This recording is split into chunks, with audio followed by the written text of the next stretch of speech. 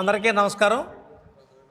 నిన్నటి రోజున రాష్ట్ర కార్మిక మంత్రి గారు వాసనశెట్టి సుభాష్ గారు కొన్ని అనుచిత వ్యాఖ్యలు చేశారు. దేని మీద అంటే,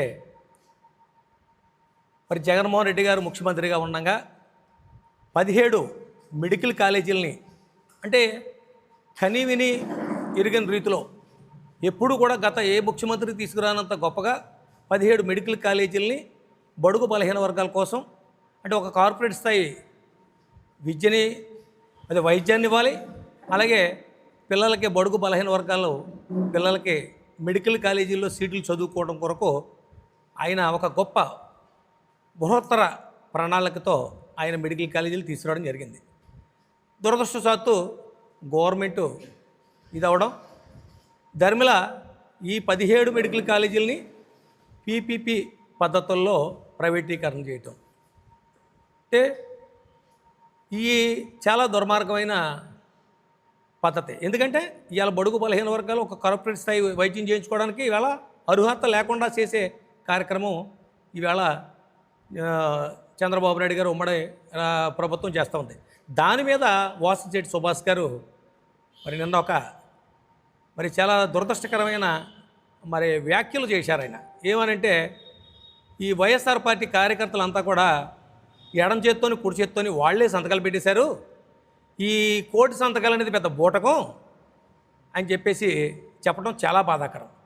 పీపీపీ పద్ధతుల్లో చెప్తున్నారు. పీపీపీ పద్ధతి అంటే ఏంటో కూడా మీకు దానికి పూర్తిగా దానికి వివరం తెలియదు. పబ్లిక్ ప్రైవేట్ పార్ట్నర్షిప్ అనేది కూడా మీకు తెలియదు. ఆ మోడల్లో మరి మీ ప్రభుత్వం చేస్తుంది అంటున్నారు. దాన్ని కూడా వివరించి చెప్పలేని పరిస్థితుల్లో మీరు మంత్రివర్గంలో ఉన్నారు. దాన్ని ఒక దురదృష్టవశాత్తు మరి మీరు మాట్లాడిన మాటలు ఏదైతే ఉన్నాయో ఆ మాటలు వెనక్కి తీసుకోవాలండి. అంటే మీరు దురదృష్టవశాత్తు మీకు తెలియక మాట్లాడారని నేను అనుకుంటున్నాను. తెలుసుంటే అయితే మీరు మాట్లాడరు. అది అలాంటి మాటలు అలాంటి వ్యాఖ్యలు మీరు చేయడం తగదని. ఎందుకంటే మీరు ఎక్కడన్నా ఏ గోడ పక్క నుంచి అన్నా ఎడం చేత్తోని కుడి చేత్తోని సంతకాలు పెడతా ఉంటే మీరు ఏమన్నా చూసారా? ఒక ఆశయంతో ఒక మంచి ఉద్దేశంతో మరి ప్రైవేటు కాకుండా చేయడానికి కోటి సంతకాల సేకరణ అనే కార్యక్రమాన్ని బృహత్తరమైన ప్రణాళికని ఆయన తీసుకొచ్చి మరి రేపు అంటే ఆల్రెడీ జిల్లా హెడ్ క్వార్టర్లో ఉన్నాయి. రేపు అమలాపురం అంబేద్కర్ కోనసీమ జిల్లా నుంచి మరి పార్టీ ఆఫీసు మరి ఏదైతే ఉందో అమరావతిలో అక్కడికి చేర్చే కార్యక్రమం చేస్తూ ఉన్నాం. రేపు ఉదయం అమలాపురంలో మీరు 2 కళ్ళు తెరుచుకొని మీరు చక్కగా చూడండి ఎంతమంది వచ్చారు, బూటకమా నిజమా అనేది. ఇదంతా కూడా వైఎస్ఆర్ పార్టీ శ్రేణులు ఎంతో విజ్ఞతతో కష్టంతో పబ్లిక్ అంటే ప్రజలు అభిమానులతో కూడి ఈ కోటి సంతకాల సేకరణ చేయడం అనేది జరిగింది. ఎందుకంటే ఇందులో ప్రజలు కూడా చాలా ఎక్కువ మంది భాగస్వాములు అయ్యారు. అలాగే అభిమానులు కూడా చాలామంది ఎక్కువ మంది భాగస్వాములు అయ్యారు. ఎందుకంటే వాళ్ళు వైఎస్ఆర్ పార్టీకి ఒక్కరికి సంబంధించిందే కాదు, మరి ప్రజలు అభిమానులు అందరూ కలిపి సేకరించిన పత్రాలని మీరు బోగస్ అన్నారంటే మరి మీ మంత్రి పదవి బోగస్ ఏమో నాకు తెలియదు, కానీ మేము చేసిన సంతకాలు మాత్రం 100% అయ్యి వాస్తవం. ఖచ్చితంగా మేము ప్రజల సహకారంతో అభిమానుల సహకారంతో అవన్నీ కూడా సేకరించడం జరిగింది. ఇలాంటి వ్యాఖ్యలు మీ మంత్రిగా మీరు ఉన్నారు, ఈ మంత్రి పదవికి అది సభ్యత కాదు.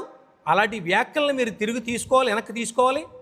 ఖచ్చితంగా రేపు రాబోయే రోజుల్లో వ్యాఖ్యలు చేసేటప్పుడు మీరు ఆలోచించుకుని వ్యాఖ్యలు చేయాలని మీరు అదే జగన్మోహన్ రెడ్డి గారికి మీరు పాలాభిషేకం చేశారు, టికెట్ల కోసం ఎంతో తాపత్రయపడ్డారు.